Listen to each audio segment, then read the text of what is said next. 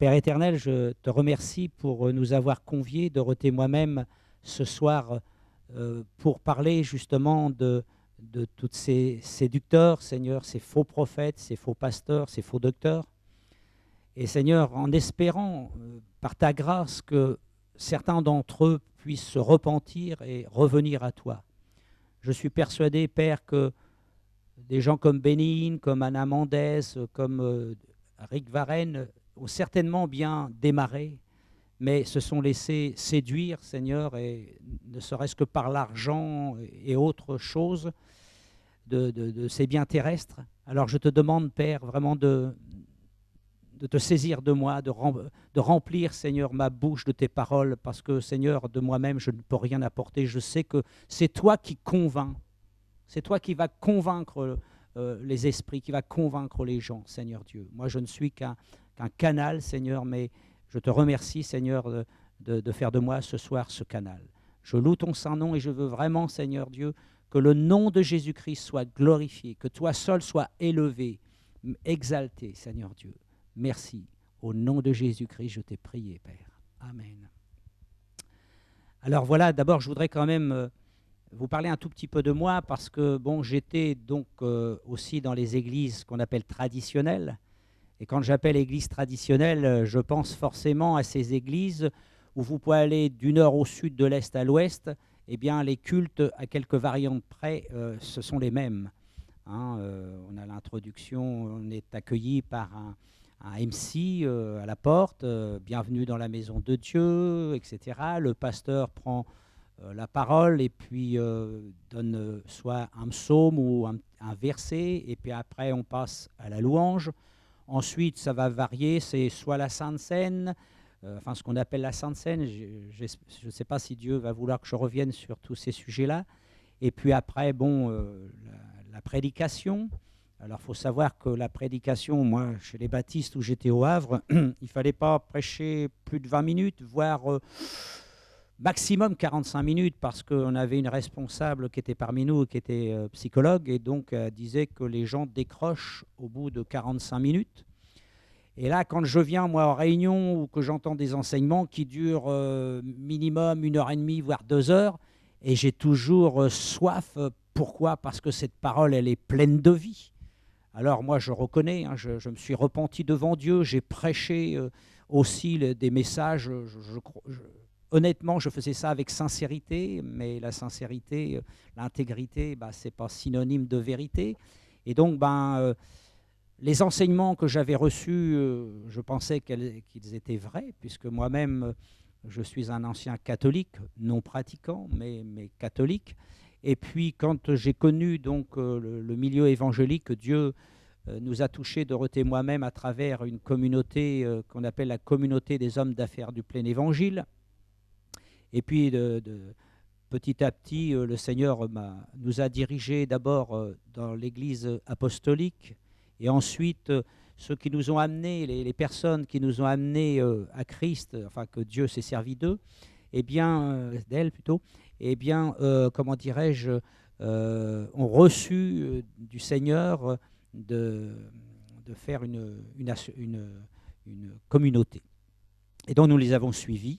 Et puis, petit à petit, effectivement, bon, j'avais vraiment, Dorothée et moi-même, on avait vraiment été touchés par le Seigneur, on avait du zèle. Et donc, au bout de 7 ans à peu près, on m'a nommé ancien. Dorothée, elle était nommée diaconesse. Et puis, j'ai participé aussi à la pastorale du Havre, environ 7 ans. J'en ai même été le secrétaire pendant 1 an. Alors, pour vous dire, si je me situe, c'est tout simplement pour vous faire comprendre que ce que je vais vous partager ce soir, ce n'est pas forcément ce que j'ai entendu par Chora et par nos frères ici, mais c'est du vécu. Ce n'est pas dans les livres que j'ai lu ça, c'est vraiment du vécu. Et donc, je compte vraiment sur la grâce de Dieu pour vous aider aussi, à vous qui êtes peut-être encore dans ce système-là. Et vraiment, je ne condamne personne parce que, tout simplement, si je suis devant vous ce soir, si le Seigneur m'a fait la grâce de connaître la saine doctrine, je vous dis, bah oui, c'est une grâce. Et donc, je ne me permettrai surtout pas de condamner qui que ce soit. Et encore moins, comprenez ceci, je dis des choses sur des pasteurs, je parlerai des pasteurs, mais des faux pasteurs, des faux prophètes, des faux docteurs. Parce que justement, il faut qu'on sache que nous sommes dans les derniers temps, et si on regarde dans 2 Thessaloniciens chapitre 2, on voit ici Paul qui avertit comment va se passer justement les derniers temps. Il dit, pour ce qui concerne l'avènement de notre Seigneur Jésus-Christ et notre réunion avec lui, nous vous prions, frères, de ne pas vous laisser facilement ébranler dans votre bon sens et de ne pas vous laisser troubler, soit par quelque inspiration, soit par une parole ou par une lettre qui semblerait venir de nous, comme si le jour du Seigneur était déjà là. Que personne ne vous séduise d'aucune manière, car il faut que l'apostasie soit arrivée auparavant et qu'on ait vu paraître l'homme impie. Alors là, on voit, c'est surtout le verset 3 qui va nous intéresser ce soir. Il parle donc de ne pas se laisser séduire. Oui, on est dans ces temps de la séduction. Et le fameux pasteur Benny Hinn, c'est un séducteur. Et il parle aussi de l'apostasie. Paul dit qu'il y aura l'apostasie. On voit bien que depuis quelques années, l'apostasie, mais alors, est montée à une vitesse grand V, et on voit que ce soit sur Internet ou pour ceux qui sont encore dans certaines assemblées, on voit que ce n'est pas du tout la saine doctrine qui est prêchée, mais les doctrines des démons. Et donc, je voudrais vous faire voir aussi cette fameuse image, enfin cette publicité qui est faite par les organisateurs de la venue du pasteur Benny Hinn, enfin pasteur entre guillemets, pour le 19 et le 20 septembre 2014 à Nice. Et donc c'est le pasteur Daniel Vandini et son épouse Rachel qui demeurent à Rouen, qui sont les organisateurs de cette venue du pasteur Benny Hinn. Il l'avait déjà fait venir l'année dernière à Rouen.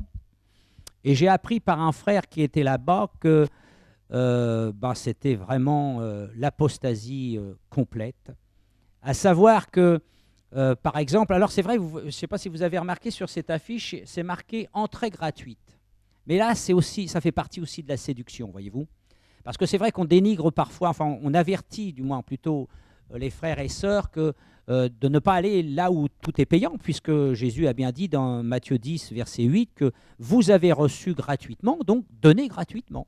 Et ça, c'est logique. Mais il y a aussi une séduction là, quand c'est marqué entrée libre. Pourquoi je vous dis ça? Parce qu'on m'a expliqué, c'est un frère du Havre qui m'a expliqué que l'année dernière, quand il était à Rouen, ce monsieur, parce que je ne peux pas dire que c'est un pasteur, un vrai pasteur, enfin c'est un faux pasteur, eh bien, il demandait aux gens de déposer 100 € sur leur chaise, voyez-vous, pour que les gens soient bénis. Alors, voyez-vous, on peut dire entrée gratuite, et puis on dépouille les gens d'un autre côté.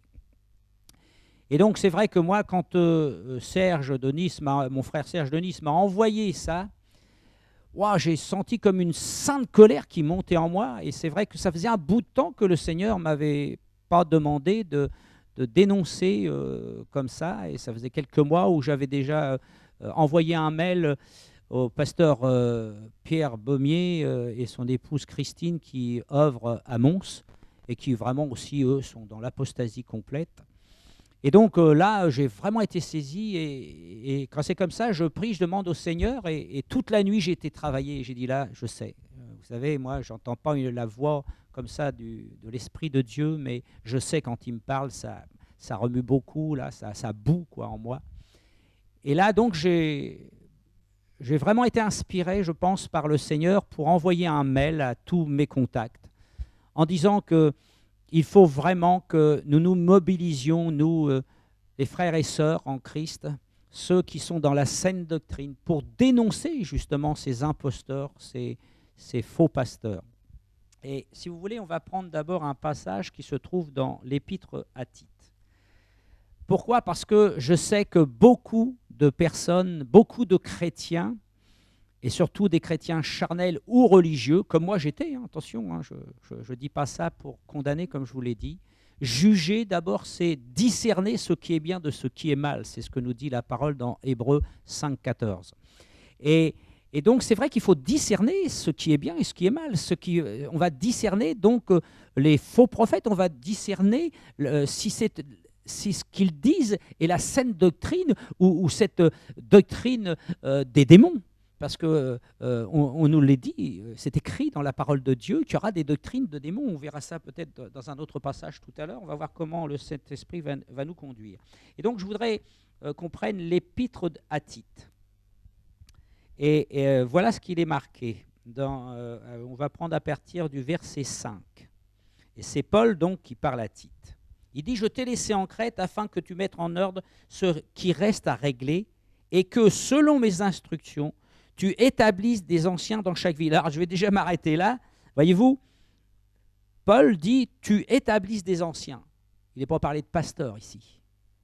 C'est quand même assez étonnant parce que vous voyez partout, en France et dans d'autres pays, à la tête d'une assemblée, un pasteur, voire des pasteurs. Hein, des fois, vous entendez parler, c'est le pasteur principal, le pasteur des jeunes, le pasteur de ceci, le pasteur de cela. Tout ça, c'est une fausse doctrine. Je ne vais pas vous dire que je suis désolé de vous dire ça. Non, c'est la vérité. Ce sont des fausses doctrines, ça. Parce que à l'époque, quand l'Église primitive a été établie par l'Esprit de Dieu, déjà les réunions, il n'y avait même pas d'anciens. C'est au fur et à mesure que l'Église a été établie par Christ, que Christ a fait établir des anciens. Et là, il parle des anciens dans la ville, dans chaque ville. Donc, il n'a pas mis des anciens qu'à un endroit, comme moi j'étais chez les baptistes et chez les apostoliques. Les anciens, faut comprendre que dans les anciens, vous avez des anciens qui ont le ministère pastoral. D'autres vont avoir le ministère d'évangéliste. L'autre va avoir, un ancien va avoir d'être un pasteur docteur, parce qu'en général on dit 5 ministères, mais je pense que c'est surtout 4 pasteurs docteurs, moi à mon avis c'est ça. Et donc, oui, les anciens, ce sont des pasteurs en réalité, pasteurs, comme je vous disais, avec un cœur vraiment de berger, quoi. Hein.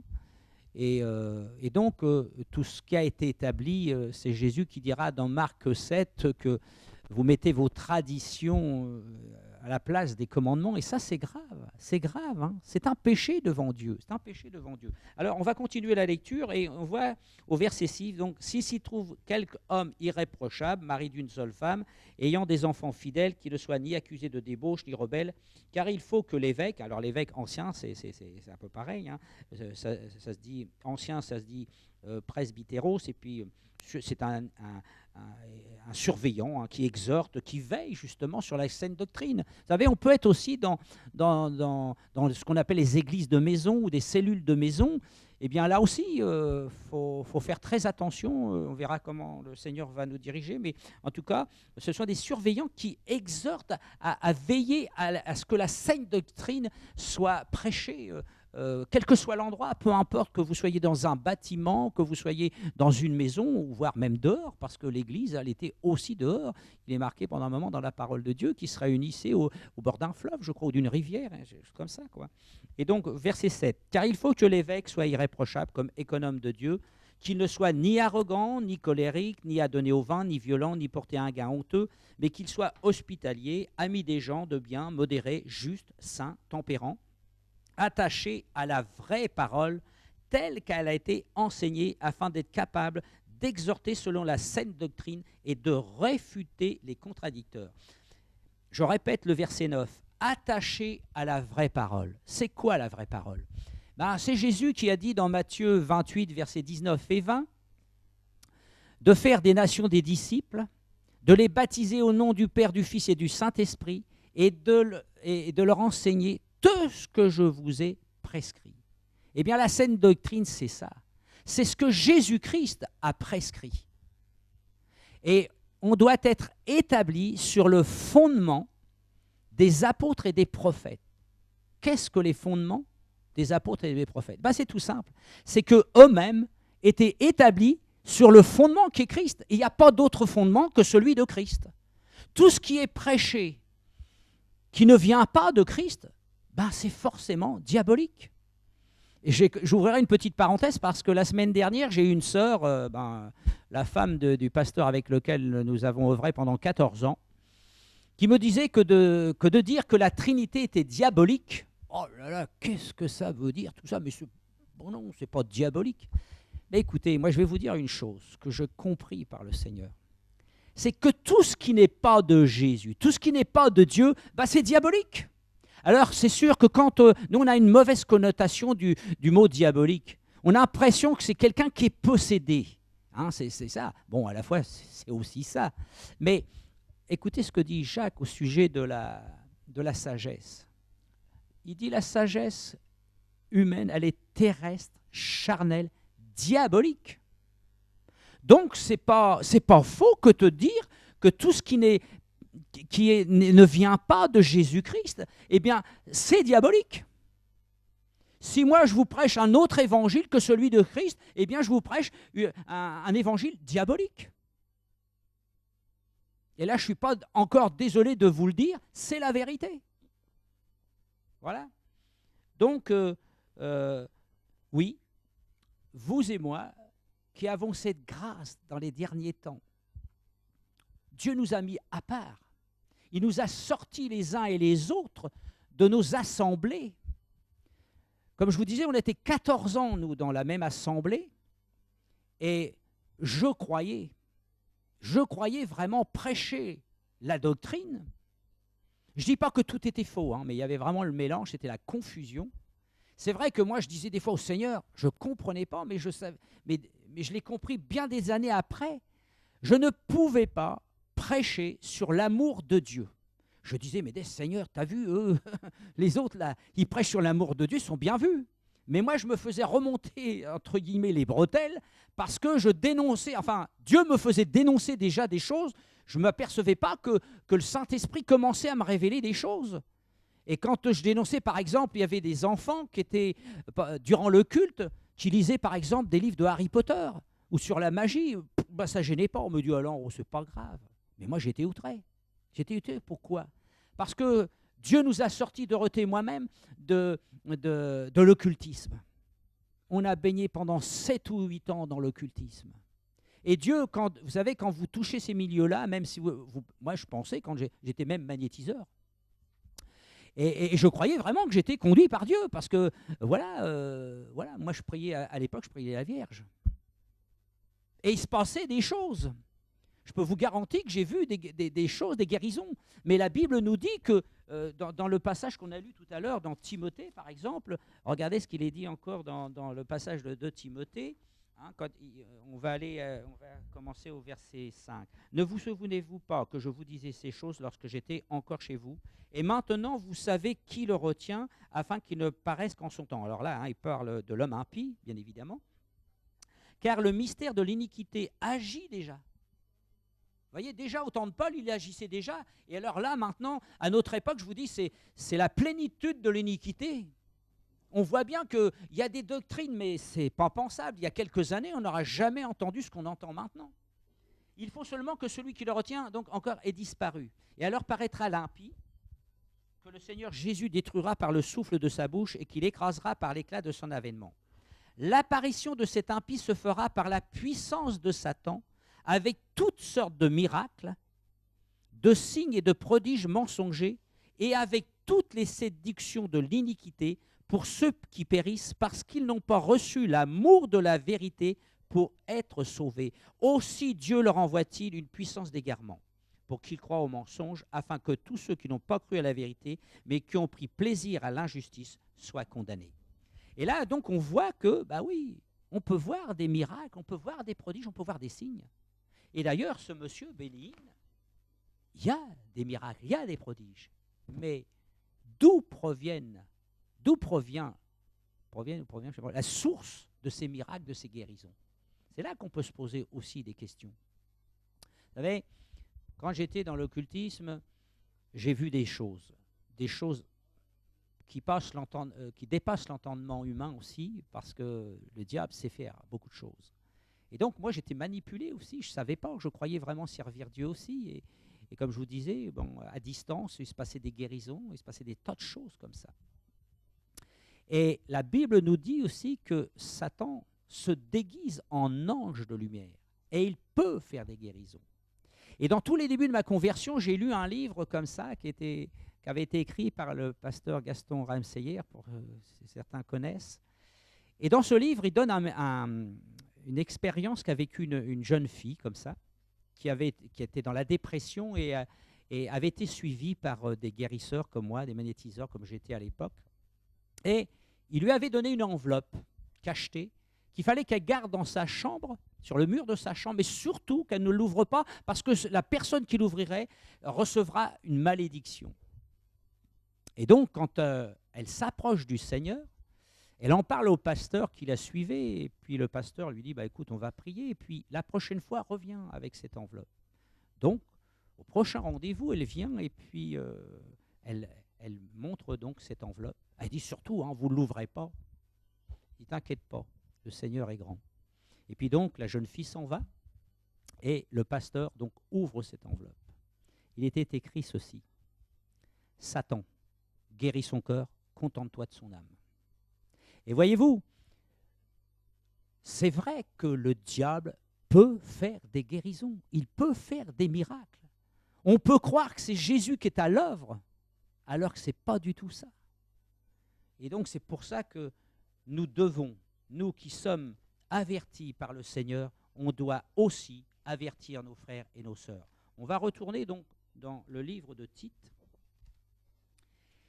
Et là, j'aimerais dire aussi à toutes ces personnes qui disent « mais vous n'avez pas le droit de juger, vous n'avez pas le droit de dénoncer, etc. » Je vous dirais, chers amis, peut-être frères et sœurs pour certains qui sont encore dans l'ignorance, comme moi je l'étais aussi, oui, non seulement nous avons le droit parce que la parole nous le dit, et ça, si Dieu nous conduit, je vous lirai quelques passages, et c'est un devoir.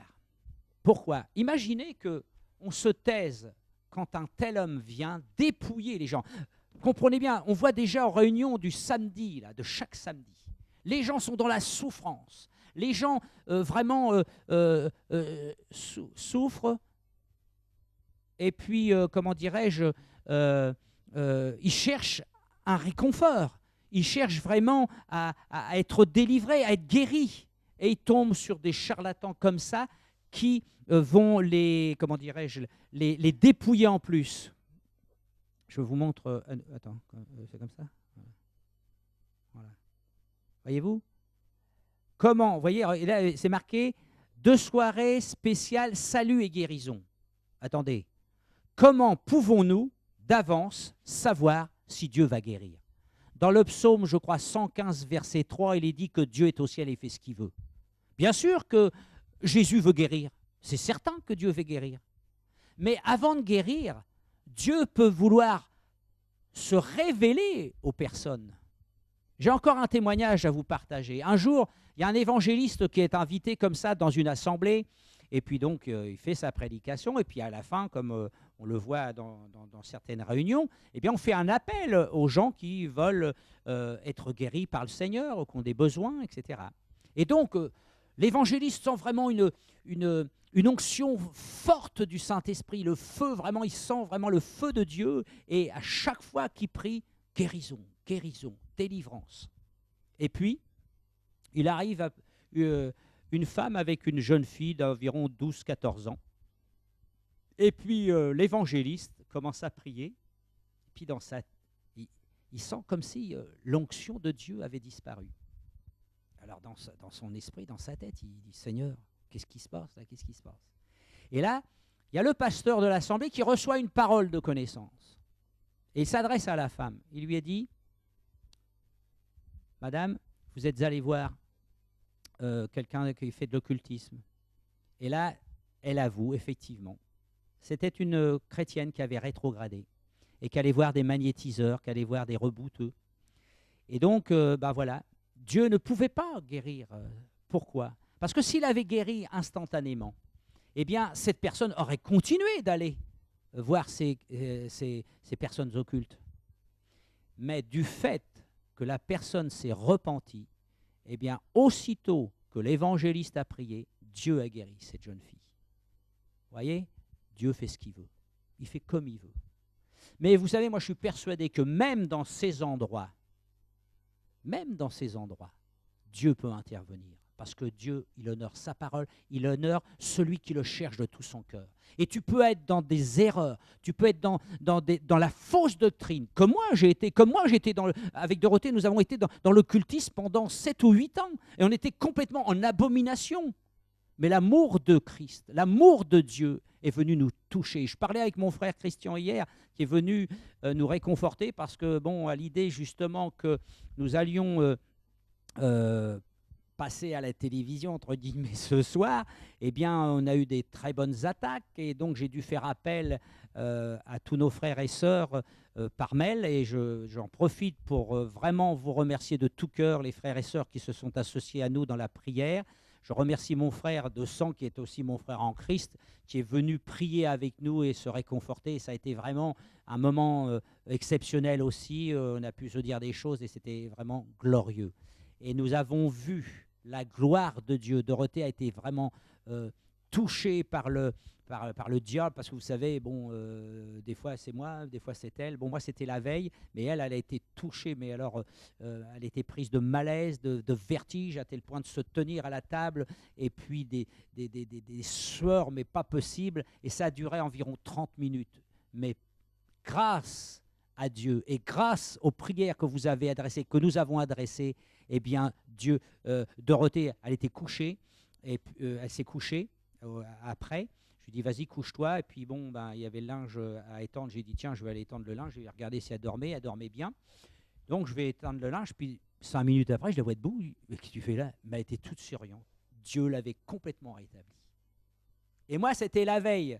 Moi, le Seigneur m'a guéri déjà J'avais été délivré ici d'un espèce de serpent qui était autour de mon cou parce que je sentais, j'avais la peur du noir et puis des sensations d'étouffement. Et Dieu m'a fait cette grâce. Alors, ce n'est pas complètement parti, je ne vous mentirai pas. Hein, je suis obligé un petit peu de garder encore les volets entrouverts. Mais j'ai dit, Seigneur, je te promets une chose, c'est que dès que je serai complètement délivré, guéri, je témoignerai. Parce que je veux élever ton nom, je veux glorifier ton nom, Seigneur Dieu. Et donc, ben, moi, la veille, ben, j'ai été attaqué aussi. Hein, je commençais à ressentir la peur et les étouffements. Et merci Seigneur, bon, ça n'a pas duré. Parce que l'ennemi n'est pas content quand on vient dénoncer justement les œuvres des ténèbres. Et c'est le travail que chacun d'entre nous a à faire, c'est de dénoncer les œuvres des ténèbres. Et ça, c'est voulu par Christ. Vous savez, souvent on a dit « Oh, Jésus, bah, il faisait le sabbat, puisqu'elle est le samedi dans les synagogues. » Ben non, c'est faux. Si vous lisez bien la parole, si vous approfondissez la parole, vous verrez que Jésus, justement, le jour du sabbat, il faisait des choses que, entre guillemets, la loi interdisait, enfin la loi judaïque, hein, d'accord. Et donc, Jésus, qu'est-ce qu'il venait? Il a dit, qu'est-ce qu'il est venu faire? Il est venu annoncer la bonne nouvelle. Ben, ça voulait dire que dans ces endroits-là, dans ces synagogues, eh bien, la bonne nouvelle n'était pas prêchée. Et les pharisiens, ils étaient quand même assez culottés dans leur genre, parce que quand Jésus voulait faire des guérisons, alors il ne s'adressait pas directement à Jésus, hein, il s'adressait aux malades. Mais attends, il y a 6 jours pour le faire, hein, le 7e jour, là, c'est le jour du repos. Non. Alors que les 6 autres jours, il n'y avait pas de guérison du tout. Mais voyez-vous comment l'esprit religieux est. Et donc, Jésus, qu'est-ce qu'il faisait, lui?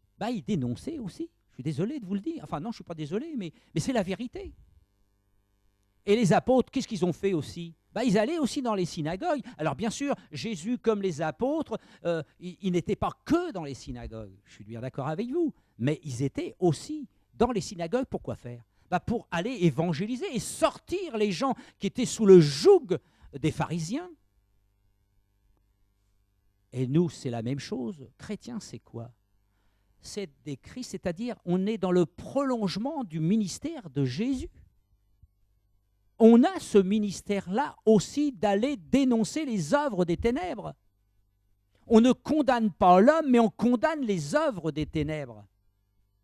Et qu'est-ce qu'il y a de surprenant à ça? Moi, je suis surpris que des soi-disant chrétiens disent de Chora et d'autres, ou de moi-même, parce que moi je suis catalogué aussi au Havre, hein, depuis que j'ai dit radio de vie, TV de vie. Alors je vais vous dire, Alain, c'est le chat noir là-bas, hein, mais c'est pas grave, ça, je m'en fiche maintenant. Avant, bon, ça me faisait un peu de mal quand on m'a traité de gourou et de directeur de conscience. J'ai eu du mal à avaler la pilule parce qu'à l'époque, je connaissais pas la saine doctrine. Et je disais, c'est ça les frères, c'est ça les sœurs.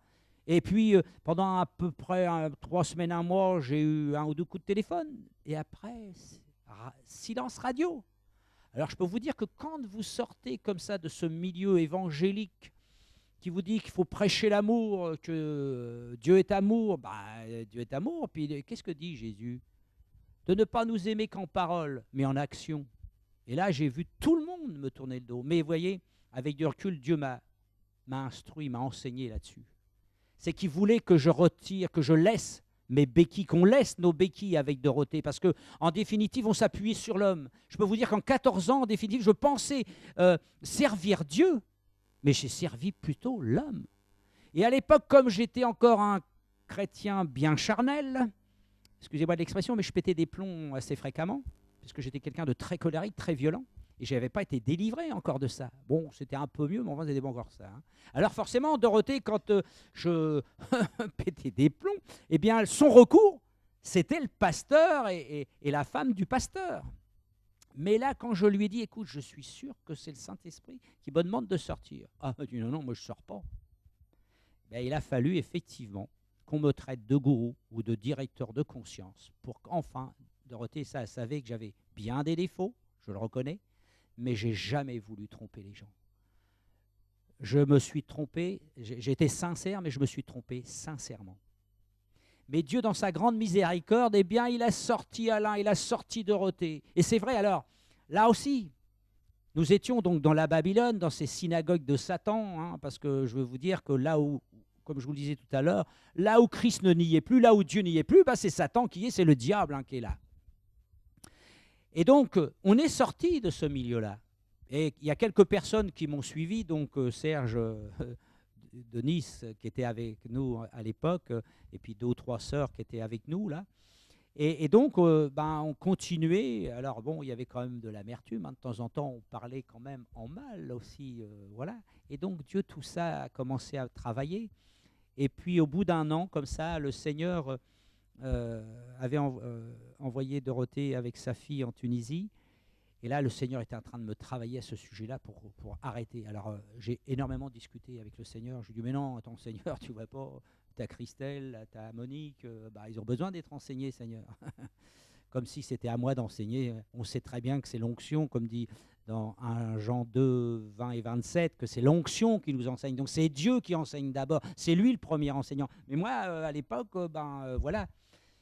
Et Dieu m'a donné cette certitude et j'ai donc arrêté ce groupe. Et donc, quand Dorothée est arrivée, j'ai dit, écoute, ça y est, c'est fini. Mais alors, je ne vous dis pas, le passage dans le désert, ça a été long, j'ai beaucoup, beaucoup pleuré. Et je remercie le Seigneur parce que ça a été vraiment un désert et nous sommes obligés de passer tous par des déserts parce que c'est salutaire, parce que j'allais tout droit en enfer aussi.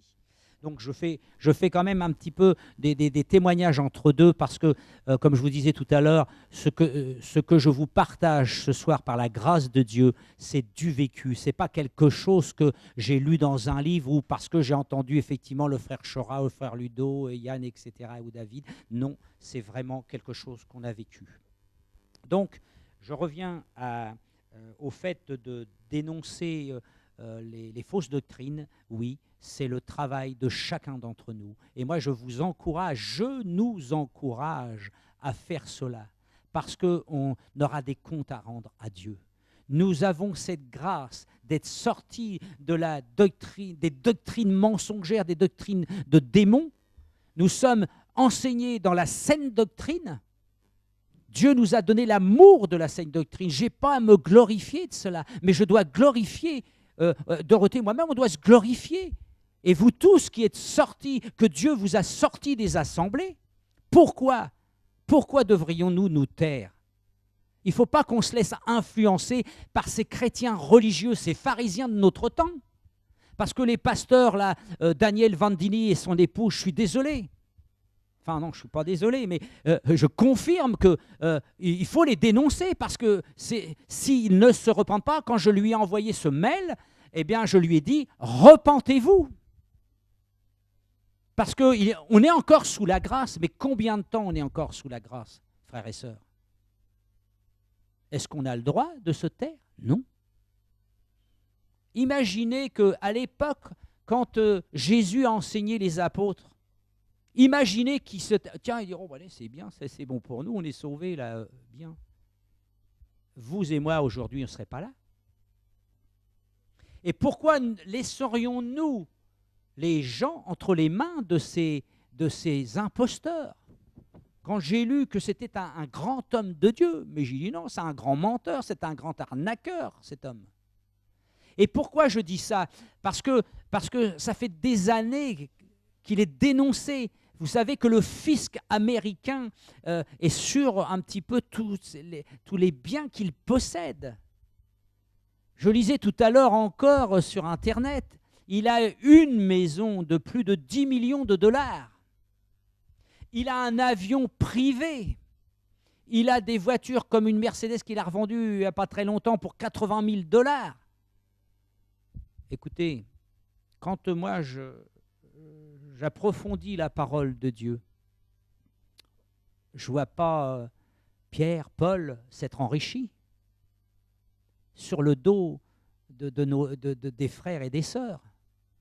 Et pourquoi tous ces hommes, ces Benny Hinn, c'est Joss Meyer, c'est Joel Osteen, c'est Rick Warren, c'est Anna Mendez.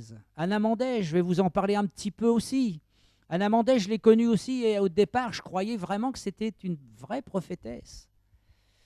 Et puis, au fur et à mesure, on voyait des choses qui ne collaient pas, etc. Et puis un jour, ma fille qui est en Suisse nous invite pour aller à une convention dont elle était l'oratrice principale avec d'autres.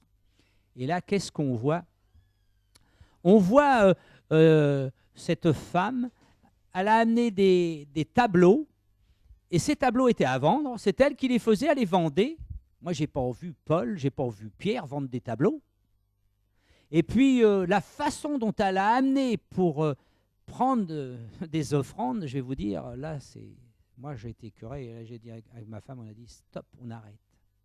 Et cette femme, elle a été mariée 3 fois. Je crois qu'elle est à son 3e ou 4e mari. Il faut savoir que Benny Hinn, sa femme a demandé le divorce, je crois, en 2005. Et il n'était même pas divorcé, il était déjà avec une personne qui s'appelle Paula White, qui elle-même était divorcée déjà 2 fois. Donc il était dans la fornication, il était dans l'adultère. Et vous voudriez que je me taise, qu'on se taise face à des tels imposteurs? Parce que imaginez quand des gens comme ça vous imposent les mains, qu'est-ce qu'ils vous mettent sur vous? Eh bien, ils vous redonnent tous ces esprits d'adultère, de fornication. Et ça, on n'a pas le droit. Je n'ai pas le droit de me taire. Tant pis, même s'il y a des attaques, même si on dit « Oh là, pour qui tu te prends ?» C'est pas grave. Je me prends pour rien du tout. Je suis rien, je suis que comme vous. Un serviteur inutile entre les mains de ce grand Dieu. Si je suis devant vous ce soir, eh bien sachez que Dieu m'a guéri d'une dépression nerveuse qui a duré 7 ans. J'ai touché le fond, mais le fond. J'avais plus de 30 médicaments par jour. J'ai fait 2 tentatives de suicide. Jamais j'aurais cru que m'en sortir. J'étais incapable de remplir une simple feuille de sécurité sociale. Je tremblais comme une feuille quand mes enfants me demandaient de faire quoi que ce soit.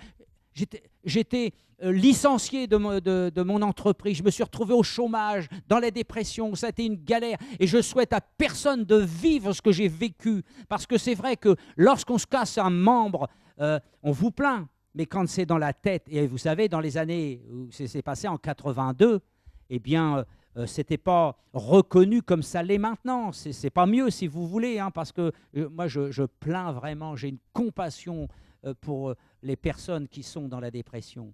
Et si Dieu me met des personnes actuellement, nous avons une personne au Havre qui est aussi dans la dépression. Mais pourquoi je peux avoir une telle compassion pour cette personne?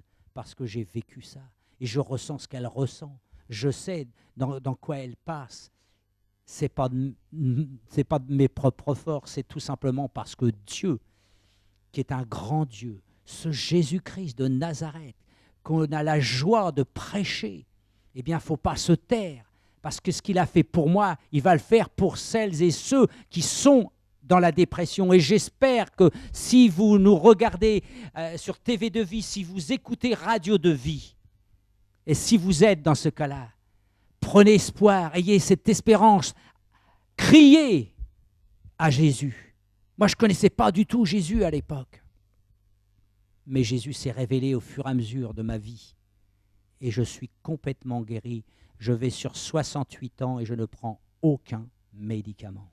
Et j'ai aucune séquelle, si ce n'est de plus avoir de cheveux.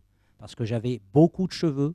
À l'époque, j'avais, comme on disait, une banane, vous savez, style Eddie Mitchell, Johnny Hallyday, etc. Ben maintenant, j'ai plus que la peau de la banane, mais je remercie le Seigneur parce qu'il m'a guéri, parce qu'il m'a montré combien il était bon, malgré que Dorothée moi-même, parce que forcément, vous savez, quand vous êtes dans la dépression et vous mangez tant de médicaments, vous en faites un rejet, et là, vous cherchez d'autres sortes de médecines, et les médecines parallèles, ben, elles vont vous amener forcément vers le monde occulte, vers les rebouteux, vers les radiesthésistes, vers l'acupuncture, vers l'homéopathie. Sachez que tout ça, c'est démoniaque. Vers le yoga. Tout ça, c'est démoniaque. Alors, pourquoi vous voulez que je reste à me taire? Et pourquoi vous, frères et sœurs, qui avez la grâce aussi comme moi d'avoir la saine doctrine, on n'a pas le droit de se taire? Parce que c'est biblique. Regardez ce qu'il est dit là. Il y a en effet, au verset 10, toujours dans l'épître de Tite, il y a en effet surtout parmi les circoncis beaucoup de gens rebelles, de vains discoureurs et de séducteurs auxquels il faut fermer la bouche. Ce n'est pas moi qui le dis, c'est Paul qui le dit à Tite. Et ce que dit Paul, c'est l'esprit qui l'inspire. Il bouleverse des familles entières enseignant pour un gain honteux ce que l'on ne doit pas enseigner. Ils enseignent des fausses doctrines, ils trompent les gens, ils les dépouillent. Oui, ils bouleversent des familles entières. Au verset 13, ce témoignage est vrai, c'est pourquoi reprends-les, écoutez bien, sévèrement. Rappelez-vous quand Jésus reprenait les pharisiens. Est-ce qu'il leur disait « Oh, mon pauvre petit pharisien » hein? Non, non. Et pourtant, vous savez, moi j'ai eu encore la femme du pasteur la semaine dernière avec laquelle j'ai travaillé. Elle me disait « Alain, il faut être amour. » Oh là là, je ne peux plus supporter ça. Je suis désolé. Oui, il faut être amour, c'est évident. L'accomplissement de la loi, c'est l'amour. Jésus est l'amour personnifié, en tant qu'homme, je parle. Il est l'essence même de l'amour. Et lui qui était donc amour en tant qu'homme sur terre, comment il a repris les pharisiens et les sadducéens et tous ces faux chrétiens de l'époque, si je peux appeler ça comme ça, il les a repris sévèrement. Il est dit qu'il faut les reprendre sévèrement. Écoutez bien aussi ce qu'il dit. Afin qu'ils aient une foi saine. Je crois, effectivement, qu'en reprenant les gens, parfois sévèrement, c'est vrai qu'il y a des gens qu'il va falloir reprendre avec douceur, mais ce n'est pas la même chose. J'y viendrai peut-être tout à l'heure. Afin que ces gens-là soient repris dans leur conscience. Vous savez, des fois, il faut un électrochoc pour que notre conscience, Dieu m'a donné des sacrés coups d'électrochoc, je peux vous dire. Parce que c'est un papa qui m'aime. Hier, j'étais interpellé en méditant la parole sur Hébreux 12, où il disait que Dieu nous châtie parce que nous sommes ses enfants. Si Dieu ne nous châtiait pas, c'est qu'on ne serait pas ses enfants. On serait des enfants illégitimes, c'est-à-dire des bâtards. Et il ne se soucierait pas de nous. Mais comme nous sommes ses véritables fils, filles, eh bien, il est obligé de nous châtier. Pourquoi? Parce que c'est salutaire. C'est Pierre qui disait « Oh, je sais que vous savez ces choses-là.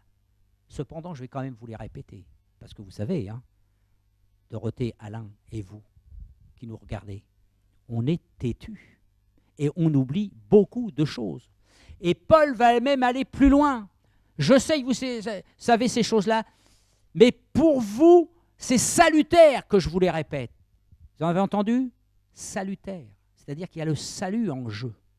Contrairement à ce qu'on entend bien souvent que une fois sauvé, toujours sauvé. Vous rigolez ou quoi là? Vous avez bien lu la parole de Dieu? Matthieu 7, versets 21 à 23 dit ceci. Ce n'est pas ceux qui m'appellent Seigneur, Seigneur qui rentreront dans le royaume, mais ce sont ceux qui font la volonté de mon Père. C'est quoi la volonté du Père? Ben, c'est tout ce que Jésus-Christ a enseigné. C'est tout ce que les prophètes et les apôtres ont enseigné. Et nous avons les écrits, non seulement de Jésus, mais aussi des apôtres et des prophètes. Et quand je parle des fondements des prophètes et des apôtres, je parle de ceux de la Bible. Parce que ceux qui se nomment apôtres et prophètes et qui vous prêchent un autre évangile, ce sont les faux prophètes et les faux apôtres dont Jésus parle. Et il a bien dit aussi dans Matthieu 7 qu'il y aura des faux prophètes. Et vous savez comment on les discerne, les faux prophètes? C'est Jésus qui le dit. Hein. C'est comme un arbre aux fruits. Quels fruits portent ces gens? Pensez-vous que ce soit les fruits de l'esprit quand on dépouille les gens? Alors qu'il est dit que vous avez reçu gratuitement, donné gratuitement. Alors bien sûr, on vous dira, oui, mais enfin, pour faire avancer le royaume ici-bas, il faut de l'argent. Oui, ça c'est vrai, vous avez raison. Mais même les offrandes, quand vous prenez dans 2 Corinthiens 9, qu'est-ce qu'il est dit au sujet des offrandes? Les offrandes, c'est pour les pauvres, pour les orphelins et pour les veuves. Oh, ça change de ce qu'on nous a prêché. Je ne vous parle pas de la dîme, hein, je me parle juste des offrandes. Donc, il ne faut pas tordre la parole de Dieu. Ça, ce n'est pas une question d'interprétation, je suis désolé. Là, non, ce n'est pas une question d'interprétation, c'est clair, c'est net. Donc, quand Dieu dit qu'il faut donner des offrandes avec son cœur, sans tristesse, mais avec joie, ben oui, vous avez peut-être autour de vous des frères, des sœurs qui sont dans le besoin. Et ce n'est pas forcément ceux-là qui se plaignent le plus, mais il faut arriver à discerner. Parce que nous avons des frères et des sœurs qui en ce moment sont dans le chômage et qui vivent des choses difficiles. Ben, ces offrandes-là, vous ne croyez pas qu'il serait bien à donner aussi à ce frère, à cette sœur qui vit un passage? Je ne dis pas qu'il faut les inciter. Il ne faut pas qu'on soit qu'on rentre dans l'assistanat. Mais afin de remettre ce frère, cette sœur, en équilibre financier ou matériel, si vous avez de quoi leur donner à manger, qu'est-ce qu'il dit la Bible? Si tu as de quoi donner aujourd'hui, donne-le. Parce que là aussi, Jésus dit, mais vous m'avez donné à boire, vous m'avez donné à manger, vous êtes venu me visiter en prison. Quand j'étais malade, vous êtes venu me voir. Ah bon? Les disciples disent quand? C'est quand vous l'avez fait à tous ces plus petits. Voyez-vous l'évangile? Je vais vous dire l'évangile ce que c'est.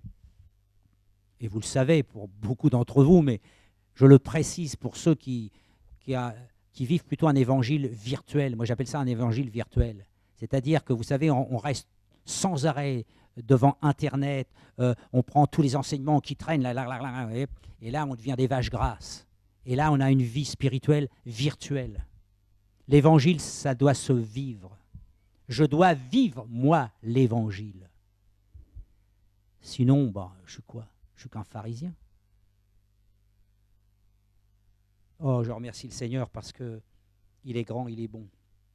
Alors, je reviens à Tite, quand il dit au verset 13, donc ce témoignage est vrai, c'est pourquoi reprends-les sévèrement, afin qu'ils aient une foi saine et qu'ils ne s'attachent pas à des fables judaïques et à des commandements d'hommes qui se détournent de la vérité. Ça me rappelle ce passage dans Matthieu 7, au verset 3 à 12, qu'on peut prendre, Marc 7.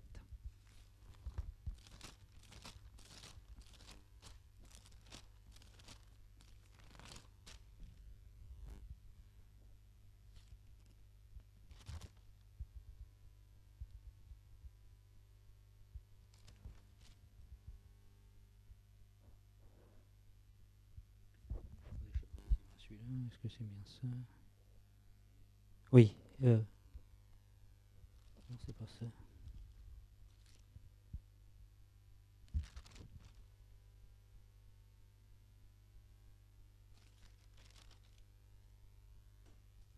Je cherche le passage où il dit que vous mettez vos traditions humaines à la place. Bon, c'est pas grave. Vous le chercherez. Je pense que j'ai dû me tromper quand j'ai lu. Bon, c'est pas grave. Donc oui, là, il parle justement, vous voyez, il parle et qu'il ne s'attache pas à des fables judaïques, à des commandements d'hommes qui se détournent de la vérité. Eh bien là, il parle donc des traditions des hommes. Et j'aimerais aborder aussi ce sujet parce que ces personnes-là, comme Benny Hinn, comme Daniel et Rachel Vandini, qui sont à Rouen, eh bien, ils prêchent, comme moi j'ai prêché, des traditions humaines. Je vais vous donner quelques exemples que vous connaissez peut-être déjà, mais qui est bon de rappeler pour certaines personnes qui peut-être pour la première fois sont sur Radio de Vie, sur TV de Vie. Par exemple, la Sainte Seine telle qu'elle est prise actuellement, avec un petit bout de pain et un petit peu de vin ou voire du raisin, c'est pas biblique. Lorsque vous lisez la parole, vous voyez que c'était durant le repas du Seigneur. Et c'était le soir. Et c'était pas un petit morceau de pain, c'était un pain rond et un pain levé. Et l'on buvait le vin dans une coupe. Voyez-vous, on m'a rapporté qu'à l'église apostolique du Havre, là, ils font fort. Hein. Ils prennent des petits gobelets. Parce que, vous savez, il ne faut pas attraper les microbes des autres. Où est la foi? Où est ta foi, mon frère? Pasteur et dirigeant, là, des églises, des assemblées apostoliques ou baptistes ou pentecôtistes. Où est votre foi? Et ça va même encore plus loin qu'on m'a dit la dernière fois. Ils prennent même des lingettes pour après, parce qu'il faut se désinfecter les mains. Mais attendez, on croit rêver quand on nous dit des choses comme ça.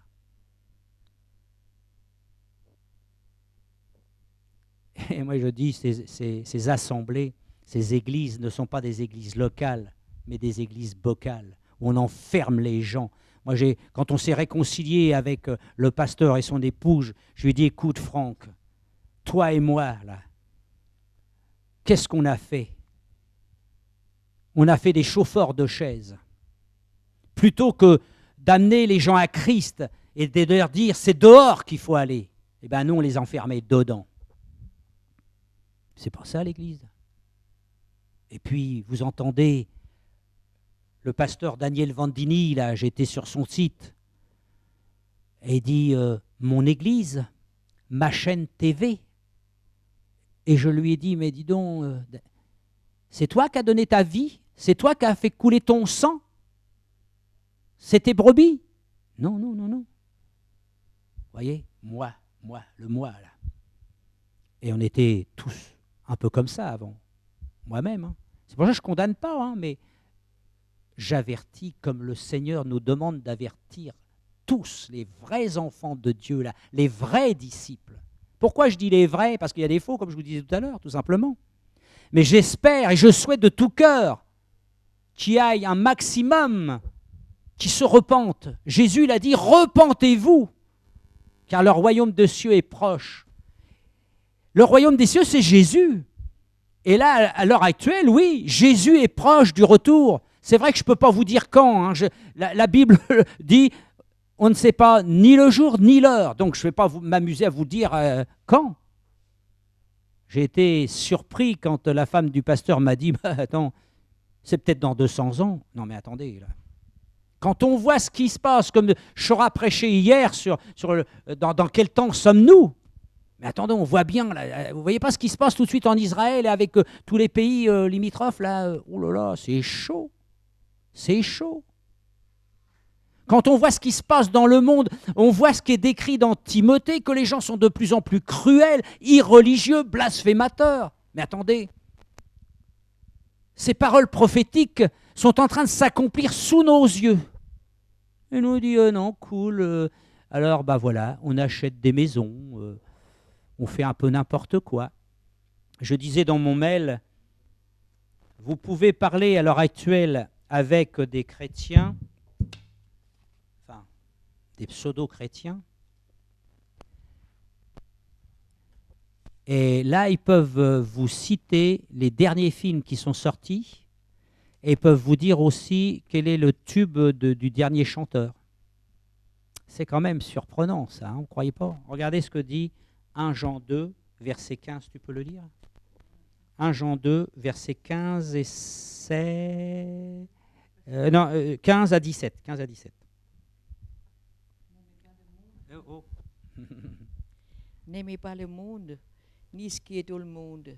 Si quelqu'un aime le monde, l'amour du Père n'est pas en lui. En effet, tout ce qui est dans le monde, la convoitise qui est dans l'homme, la convoitise des yeux et l'orgueil dû aux richesses,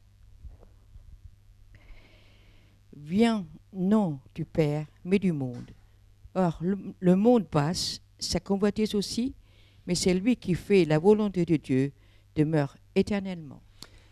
Voyez-vous, ce passage, il a le mérite d'être très, très clair. N'aimez point le monde, ni les choses qui sont dans le monde. Ouais. Et pourtant, quand on discute avec certains chrétiens, on voit que certains vont même encore en boîte, vont dans les spectacles mondains. Pourtant, qu'est-ce que dit Jésus? Si quelqu'un aime le monde, l'amour du Père n'est point en lui. Mon frère, ma sœur, mon ami, sonde ton cœur. Penses-tu vraiment aimer Dieu? Tu sais ce qu'a dit Jésus, que celui qui l'aime, c'est celui qui garde ses commandements. C'est un commandement. N'aimez point le monde ni les choses qui sont dans le monde. Oh, je vous dirais une chose, moi-même et mon frère de sang qui est aussi mon frère en Christ, on a eu beaucoup de mal à se passer des choses du monde, par exemple des fêtes de famille où on mangeait, on buvait bien, parce que nous sommes, nous, originaires d'une famille où on aimait bien les fêtes. C'est difficile, mais savez-vous pourquoi le Saint-Esprit, pourquoi Dieu nous a donné le Saint-Esprit? Eh bien, c'est tout simplement pour vaincre le péché. Parce que le premier salut, c'est justement de vaincre, de vaincre le péché. Pas par nous-mêmes, mais par la puissance de l'Esprit qui est en nous. C'est plus moi qui vis, c'est l'Esprit de Christ qui vit en moi. Donc, toutes ces choses, même si c'est difficile, ce n'est pas impossible. Parce qu'il n'y a rien d'impossible pour Dieu. Si ce n'est pas possible à l'homme, c'est possible à Dieu. Donc c'est possible. Je vais vous expliquer une chose. Il y a quelques années encore, quand on était encore dans le système humain, dans nos églises traditionnelles, on sortait du culte le dimanche. Alors on avait l'habitude de prendre un petit apéritif. Et on s'installait devant la télévision jusqu'à 18h, 19h, 20h le soir. Et vous savez ce qu'on regardait Vivement Dimanche. Et Vivant Dimanche, eh bien, vous savez qu'il y a plein d'invités et il y avait toujours des imitateurs. Qu'est-ce que dit la parole de Dieu? Ne t'assois pas avec les moqueurs. Dites-moi, les imitateurs que Nicolas Canteloup et les autres, là, qu'est-ce qu'ils font? Ils se moquent. Et là, un jour comme ça, waouh, saisi par l'esprit.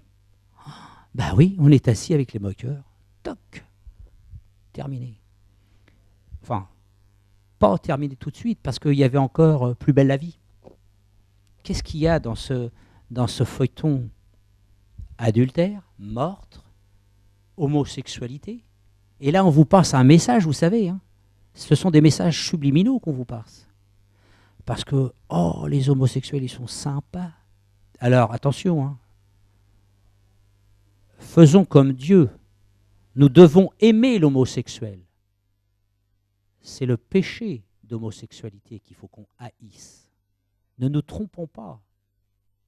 Et personnellement, Dorothée et moi-même, on a connu comme ça un homosexuel qui a été touché par Dieu. Alors lui, c'était d'abord l'homosexualité, je dirais, hein, à peu près correcte, si on peut appeler ça comme ça.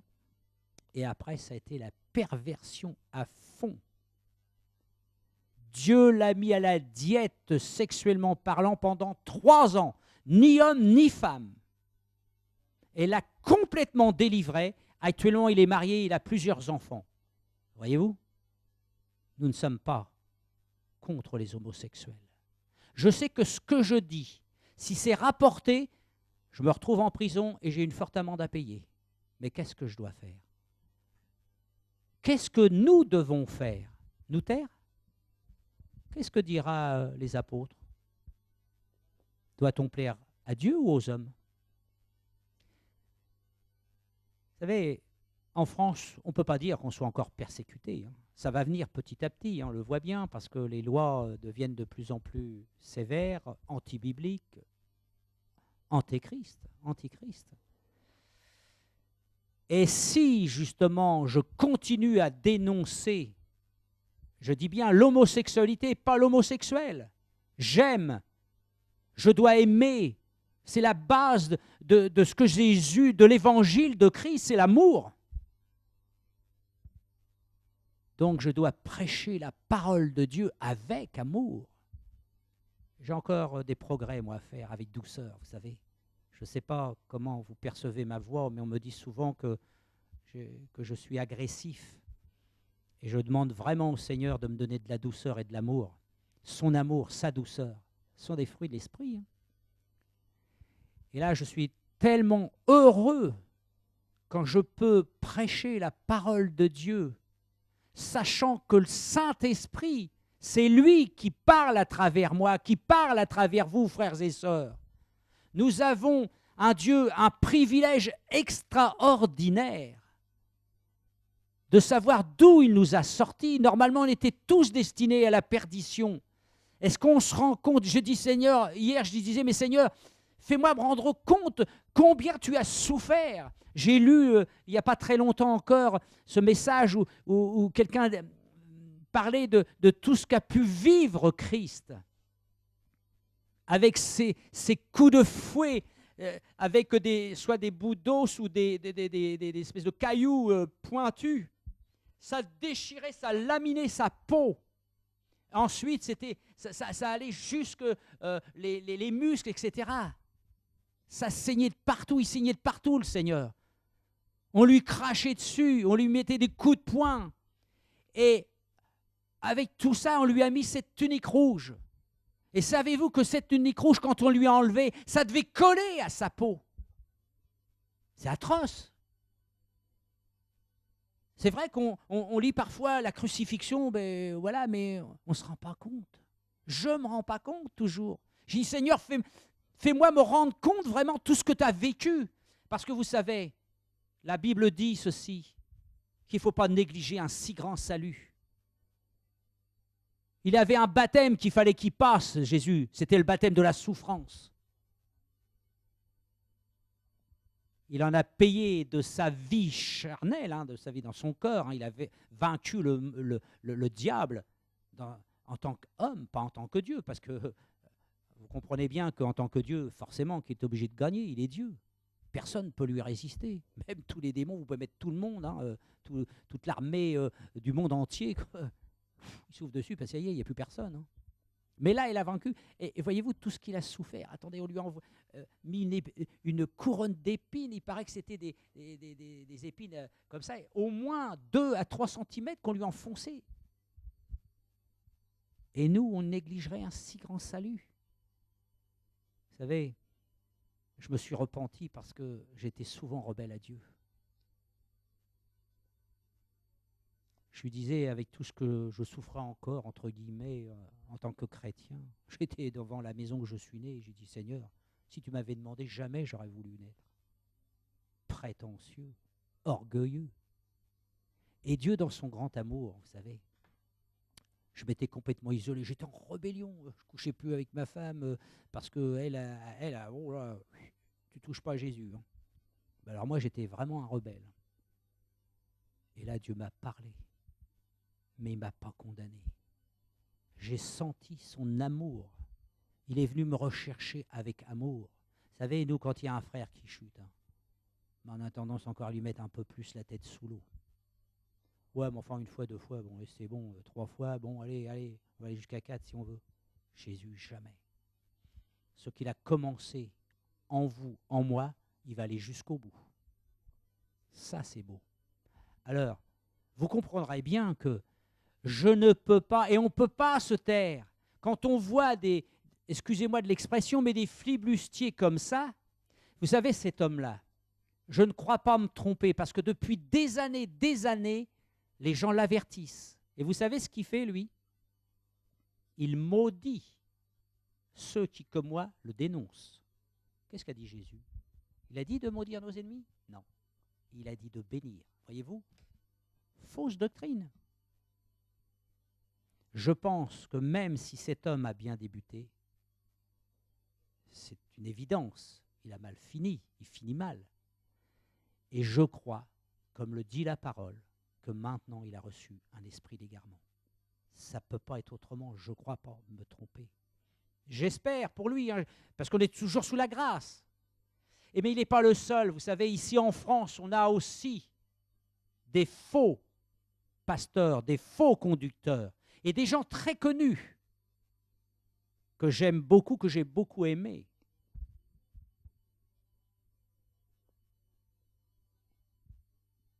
Divorcés, remariés. Et cet évangéliste, pour ne pas le citer, Michel Allard, relation d'aide, psychologie chrétienne, cure d'âme.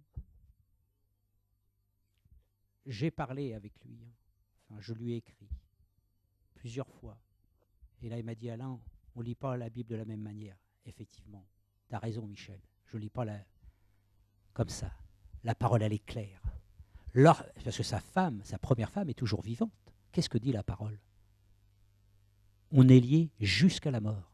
Le temps qu'il y a un des deux qui est vivant, tu n'as pas le droit de divorcer ni de te remarier. Sauf pour cas d'adultère qu'il est dit, c'est vrai que tu peux divorcer. Et encore, comme disait Chora plusieurs fois et d'autres, si celui qui a commis l'adultère se repent sincèrement, tu dois l'accepter, même si la femme revient avec un bébé.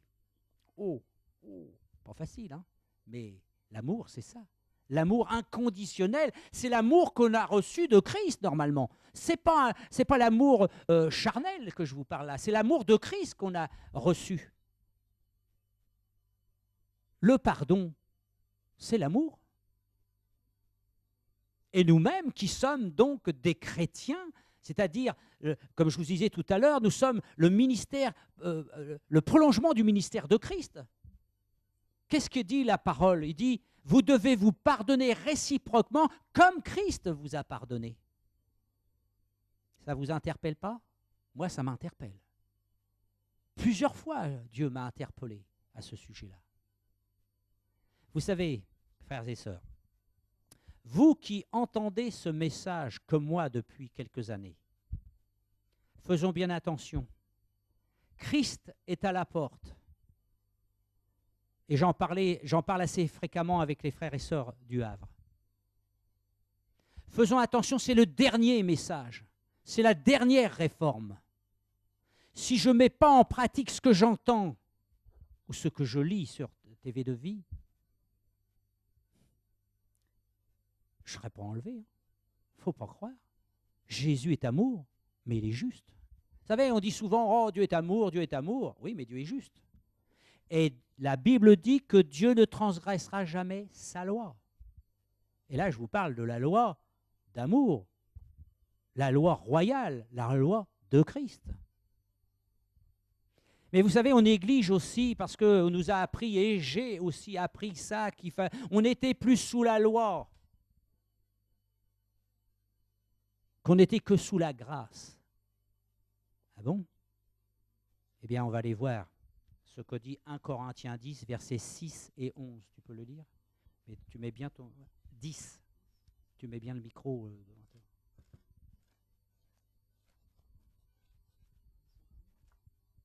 6 et 11.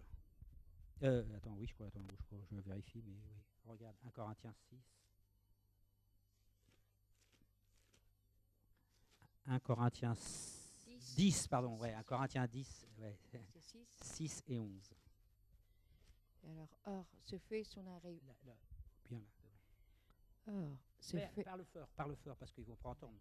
Or, ce fait son arrivée pour nous servir d'exemple, afin que nous n'ayons pas des mauvais désirs comme eux en ont eu. Alors, si on reprend forcément, vous pouvez le reprendre à partir du verset 1, vous voyez bien que là, il est parlé donc des Juifs quand ils ont traversé la mer, et ils ont été tous baptisés en Moïse dans la nuit et dans la mer, etc. Donc, or, ces choses, comme il est dit, sont arrivées pour nous servir d'exemple, afin que nous n'ayons pas de mauvais désirs comme ils en ont eu. Et le verset 11 aussi. Verset 7, là. Non, 11.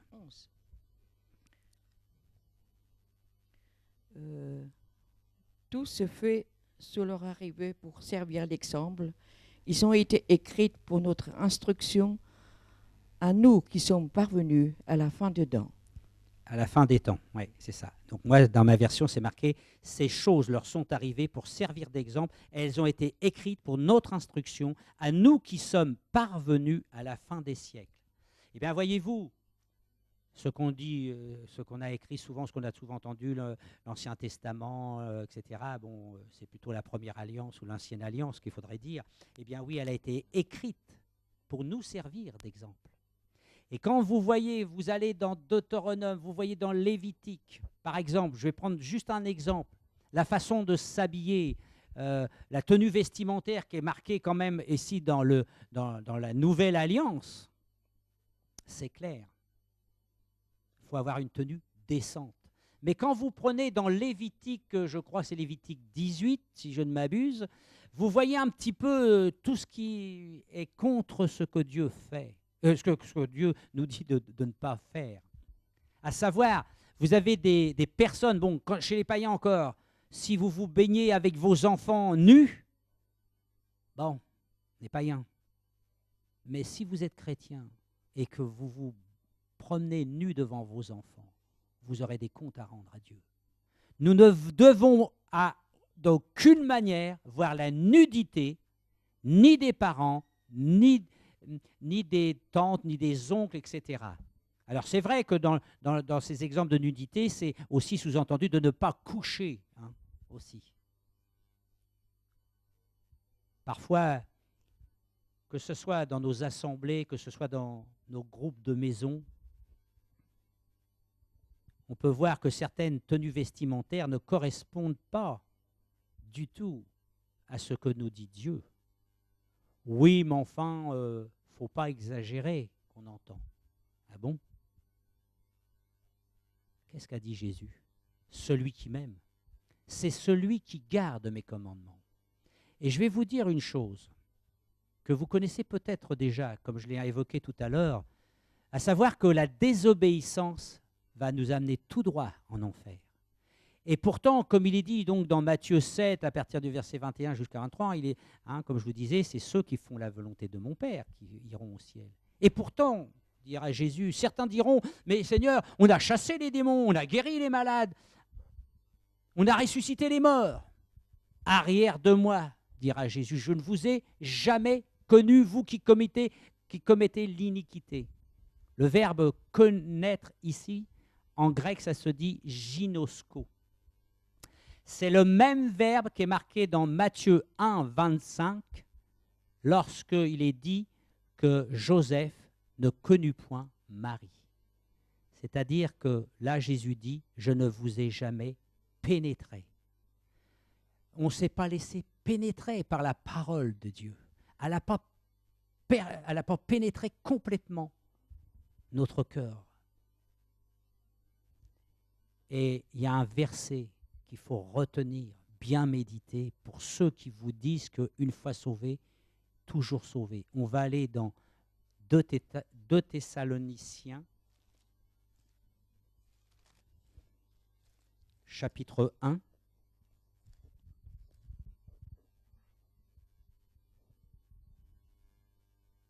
On peut le lire à partir du verset 4. Mets bien ton micro là. Alors, si je dis à Dorothée de mettre bien son micro, je vais vous dire pourquoi. Parce que nous, quand on était à la maison, et puis que les gens parlent, on n'entend rien. Alors je suis là, hé, ton micro. Ou je dis, hé, les techniciens là, oh, le son. Alors c'est pour ça que je lui dis, ouais. 4 jusqu'à combien? 4 jusqu'à 9. Alors, aussi sommes-nous fiers de vous dans les églises de Dieu, à cause de votre persévérance et de votre foi, au milieu de toutes les persécutions et des difficultés que vous supportez. C'est une preuve du juste jugement de Dieu pour que vous soyez trouvés dignes du royaume de Dieu, pour lequel vous souffrez aussi. En effet, il est juste aux yeux de Dieu de rendre la souffrance à ceux qui vous font souffrir et de vous donner à vous qui souffrez du repos avec nous lorsque le Seigneur Jésus-Christ apparaîtra du ciel avec des anges et de sa puissance, au milieu d'une flamme de feu pour punir ceux qui ne connaissent pas Dieu et ceux qui n'obéissent pas à l'évangile de notre Seigneur Jésus-Christ. Ils iront pour peine une ruine éternelle, loin de la présence du Seigneur et de la gloire de sa force. Écoutez, la parole de Dieu, elle n'est pas claire là? Dans ma version, il est mis effectivement, lorsque le Seigneur Jésus apparaîtra du ciel avec les anges de sa puissance au milieu d'une flamme de feu pour punir ceux qui ne connaissent pas Dieu. Ce sont les païens. Mais écoutez, et ceux qui n'obéissent pas à l'évangile de notre Seigneur Jésus, les chrétiens. Ceux qui disent, qui obéissent à Christ, mais qui sont dans la désobéissance. C'est-à-dire, voyez-vous, que ce soit la tenue vestimentaire, que ce soit les plaisirs du monde, que ce soit... parce que souvent on dit, là, le péché c'est l'adultère, c'est... Non, attendez, il n'y a pas que ça. C'est la désobéissance à la parole de Dieu. Si tu mens, si tu n'arrêtes pas de mentir, c'est pas la ruine éternelle, au verset 9 qu'il est dit. Hein. Ils auront pour châtiment une ruine éternelle, loin de la face du Seigneur et de la gloire de sa force. Écoutez, moi quand je dis ça, j'ai la crainte. Voyez-vous, à l'heure actuelle, le problème que l'on a dans nos assemblées, c'est qu'on n'a pas la crainte de Dieu. Moi, je la demande souvent au Seigneur. J'ai dit, Seigneur, je veux te craindre. Je veux la crainte de l'Éternel. Je veux craindre comme Joseph. Joseph, il aurait pu pécher avec la femme de Potiphar, mais il craignait Dieu. Il a dit, je ne veux pas pécher contre Dieu. Et nous, est-ce qu'on réfléchit à ça? Est-ce qu'on a vraiment la crainte de Dieu? Vous savez, quand on analyse parfois, moi j'aime observer les gens. J'ai beaucoup appris des gens quand j'étais en activité, parce que j'ai quitté l'école à 14 ans et donc je suis un autodidacte. Bon, j'ai pris quelques cours du soir et j'ai eu quelques CAP, mais j'ai beaucoup appris en regardant, en écoutant les gens. Et là, des fois aussi, j'observe quand je suis dans les assemblées et des fois je suis triste. Mais moi, ce n'est pas grave que je sois triste. Mais c'est Jésus qui est triste. Parce que vous savez, Jésus. Souvent, on connaît ce passage de Jean 3,16, que Dieu a tant aimé le monde, qu'il a envoyé son Fils unique afin que quiconque croit en lui ne périsse pas, mais qu'ils aient la vie éternelle. Mais le verset 17, il est dit ceci. Dieu a envoyé son Fils, non pas pour condamner, pas pour juger, mais pour sauver. Et lorsqu'il voit ses enfants qui désobéissent, et que lui a décidé qu'il meurt ce jour, il sait très bien que cet enfant-là, qu'il avait appelé, malheureusement, s'est perdu. La Bible dit ceci, retenons-le bien, il y a beaucoup d'appelés, mais peu d'élus. Vous entendez? Il y a beaucoup d'appelés, mais peu d'élus. Rappelez-vous le témoignage de cette petite fille, Nephtali, je crois qu'elle s'appelle, qui avait parlé par rapport justement à ceux, il y aura beaucoup qui iront en enfer, et le Seigneur lui avait même montré des gens d'ici. Et pourtant, tout comme ceux qui suivaient Jésus, tout comme ceux qui suivaient Paul, tous n'ont pas été sauvés. Non pas à cause de Christ, mais à cause de leur désobéissance. Beaucoup viennent, c'est vrai, Chora le dit, hein, ce n'est pas un scoop ce que je vous dis, beaucoup viennent ici pour la guérison. Merci Seigneur, parce qu'il guérit. On l'a encore vu samedi, mais c'est fabuleux. Mais quand tu es guéri, quand tu es délivré, mon frère, ma soeur, fais attention. Je vais te donner un conseil parce que je suis passé par là. J'ai eu des délivrances, mais je n'ai pas su les garder. Je n'ai pas su les garder et là, moi qui étais quelqu'un de très violent, méchant, dur, j'avais été délivré de la haine un jour. Je n'ai pas été vigilant. Et là, il est revenu avec 7 plus méchants. J'ai honte de vous dire ça, parce que j'avais 18 ans. Je ne veux pas dire de conversion, parce que c'est faux de dire ça. Ça faisait 18 ans que le Seigneur s'était révélé à moi. Ça faisait 40 ans qu'on était mariés. Jamais, jamais j'avais levé la main sur ma femme. Eh bien, cette année-là, c'est la première fois que j'ai levé la main sur ma femme. Parce que j'ai laissé rentrer l'ennemi, parce que je n'ai pas veillé. Alors faisons attention. Arrêtons de jouer les chrétiens. Arrêtons de jouer à l'église. Je ne suis pas fier de vous dire ça, mais je glorifie Dieu parce qu'il est venu me rechercher. Voyez-vous? Mais n'abusons pas de cette grâce. Comme dit la parole, ne fais pas de cette liberté n'importe quoi. À l'heure d'aujourd'hui, et moi, nous, ça fait 5 ans, depuis 2009, qu'on entend le message de la saine doctrine, de la réforme. Qu'est-ce que je fais? Je parlais tout à l'heure avec le frère Denis. Il me disait ce que j'atteste, puisque Dieu est en train de nous le montrer aussi avec Dorothée.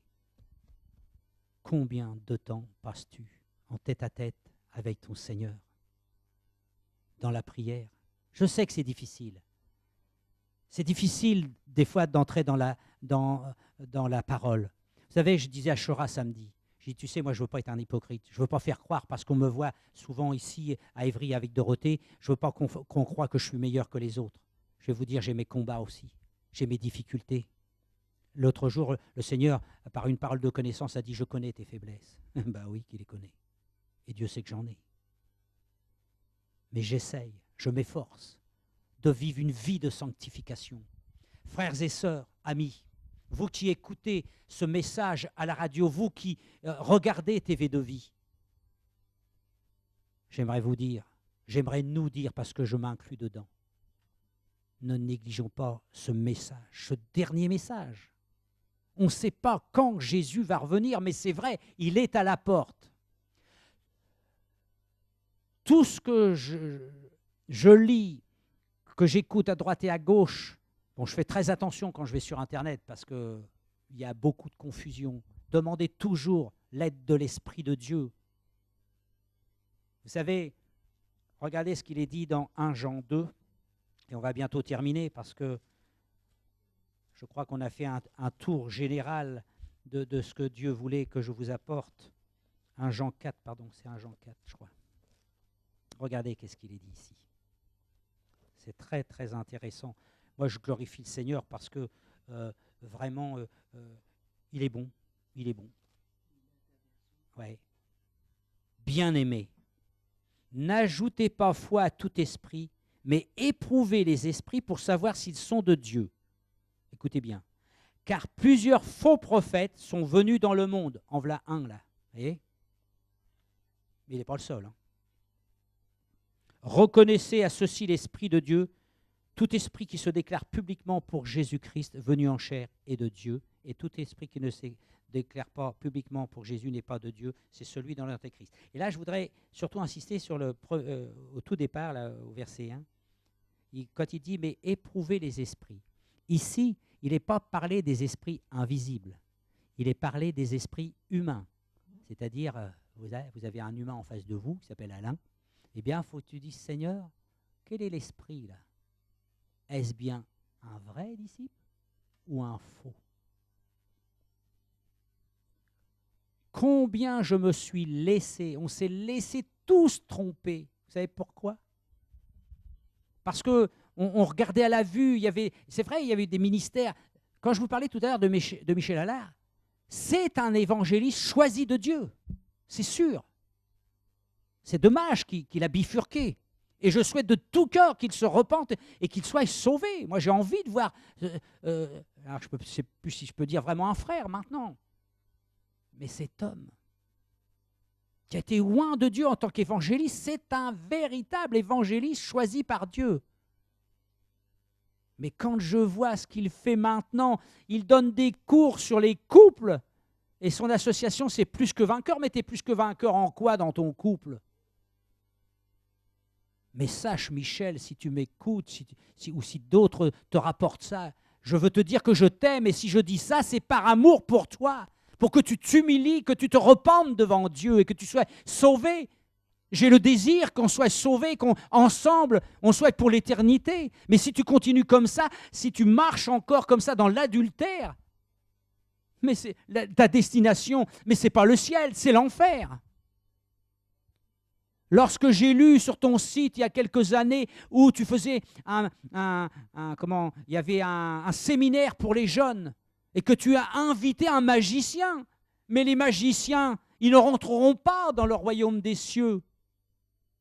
Écoute, Michel, reviens sur la bonne voie. Je ne te condamne pas, je veux te dire que je t'aime. Et Daniel, Vandini, Rachel et toute l'équipe là, si nous vous le disons, c'est parce que nous vous aimons. Nous faisons uniquement ce que Dieu nous dit de faire, par amour. Lorsque Dieu te reprend, lorsque Dieu te châtie, mon frère, ma sœur, c'est par amour. Je ne suis pas meilleur. Aucune prétention. Ah non. Oui, avant, je me suis glorifié, je croyais connaître Jésus. Non, je ne connaissais pas. Vous pouvez demander à Dorothée, ma femme, elle pourrait vous en dire, parce que j'étais loin. Quand j'étais à la maison, j'étais plus le même que chez les baptistes. Bah oui, il a fallu que Dieu m'émonde, m'humilie. Mais vous savez, je vais te dire Michel, je vais vous dire Daniel et Rachel et toute l'équipe qui travaille avec vous. C'est bon. C'est bon de se laisser humilier, c'est bon de se laisser émonder, et c'est nécessaire de se repentir. Un péché non confessé est un péché non pardonné. Par contre, ce qui est formidable avec Dieu, dans 1 Jean 1,9, il est dit, si nous confessons nos péchés, il est juste et bon pour nous pardonner et nous purifier de toute iniquité. Non mais, attendez, c'est pas un merveilleux Dieu? Il n'est pas merveilleux, tu veux dire quelque chose, non? Mais bien le... Je voudrais juste rajouter, comme mon époux m'a dit que le passé, et moi, même ce qu'on a appris plus fort. la religion, quoi que ce soit, je voudrais dire, comme Paul il disait, maintenant je regarde ça comme de la boue, mon passé. Et toute chose est devenue nouvelle, on n'est plus la même créature, c'est Jésus qui rentre dans nos vies, et on veut s'efforcer de lui plaire et de lui obéir. Voilà.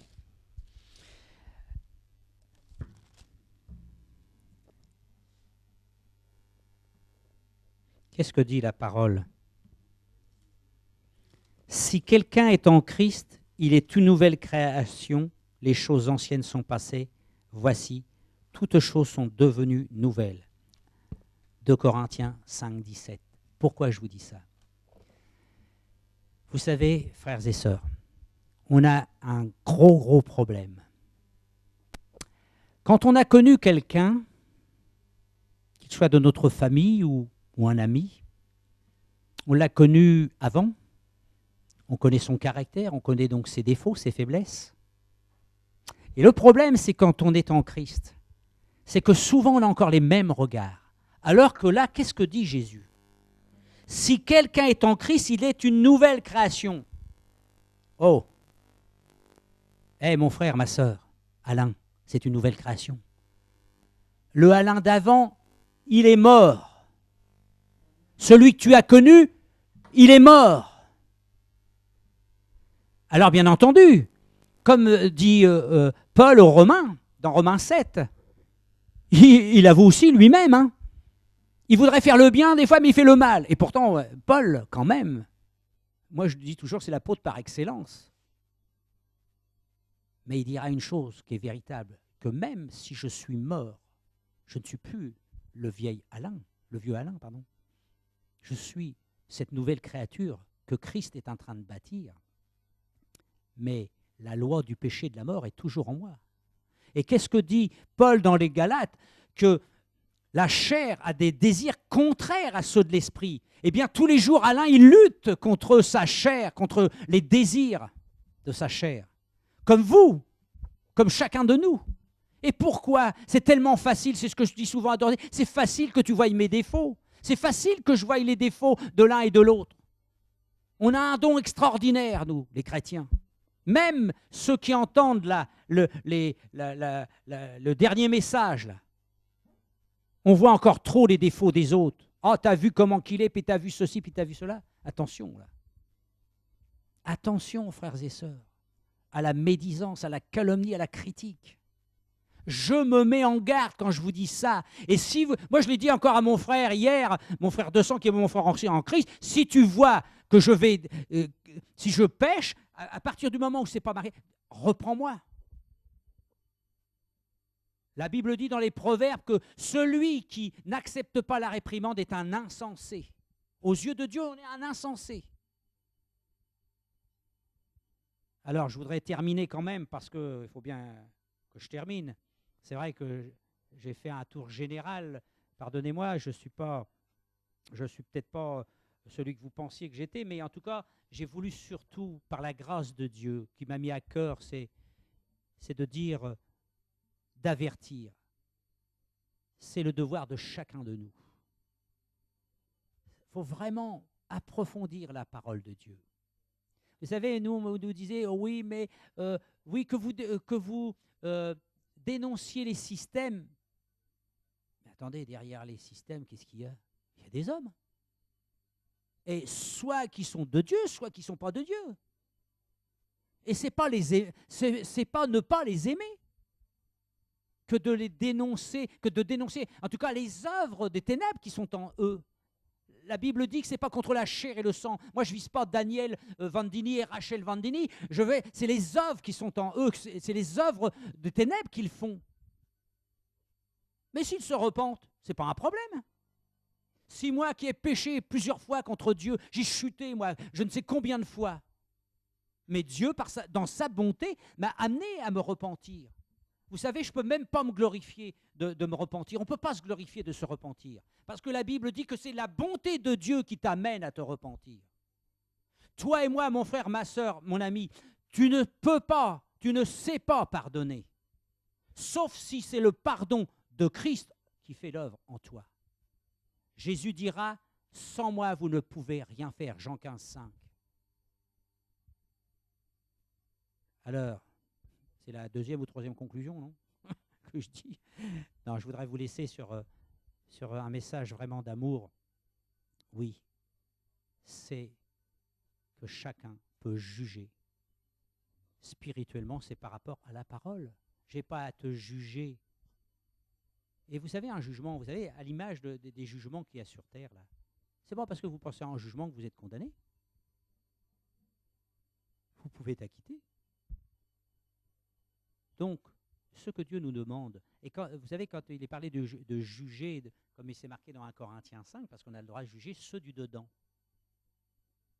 C'est Dieu qui jugera ceux du dehors, c'est-à-dire les païens. Moi, je n'ai pas le droit de les juger, je n'ai pas le droit. Mais j'ai le droit, selon 1 Corinthiens 5, de te juger, mon frère, ma soeur. Mais pas selon mes critères, selon les critères de Dieu, selon la sainte doctrine. C'est pas moi qui le dis, hein. C'est la parole. Alors, je remercie, Seigneur Dieu, je te remercie vraiment pour m'avoir aidé, Seigneur. J'ai fait comme j'ai pu, Seigneur, simplement, le plus clairement possible. Je sais que moi, j'étais là, Seigneur, tout simplement pour témoigner et que c'est toi qui convaincs de péché. Seigneur, j'allais dire si tu savais, tu sais tout. Combien je t'aime, combien nous t'aimons, et je suis persuadé que ceux qui sont derrière leur écran, ils t'aiment aussi. Mais parfois, Seigneur, nous ne savons pas bien t'aimer. Aide-nous, Seigneur, comme dit souvent Chora, sauve-nous. On ne peut pas se sauver soi-même. Même l'œuvre de sanctification, vous savez, la parole dit, sanctifiez-vous. Mais si tu veux te sanctifier par tes propres forces, tu n'y arriveras pas. Moi, j'ai essayé. C'est l'Esprit qui nous sanctifie. C'est la parole qui nous sanctifie. C'est pour ça qu'il faut passer du temps, non seulement en tête-à-tête avec Jésus, dans notre lieu secret, dans notre chambre, mais en tête-à-tête dans sa parole. Vous savez, moi, au début de ma conversion, quand je lisais dans Josué 1,8, il dit médite ta parole, comment il dit, jour et nuit. Alors je disais, attends Seigneur, moi la nuit je dors. Mais je peux vous dire que depuis des mois et des mois, quand je suis souvent réveillé, et là je médite, ça cogite là-dedans, ça fume là-dedans, mais ça fume dans le bon sens. Que le Seigneur soit glorifié. Seigneur, j'espère qu'avec tout ce que tu m'as fait dire, que toi seul sois glorifié. Je ne mérite rien, nous ne méritons rien, mais ta grâce est venue sur nous. Et fasse, Seigneur, que jamais, jamais, jamais, je te laisse la main et que nous te laissions la main. Soyez richement bénis et à bientôt, Dieu voulant. Amen.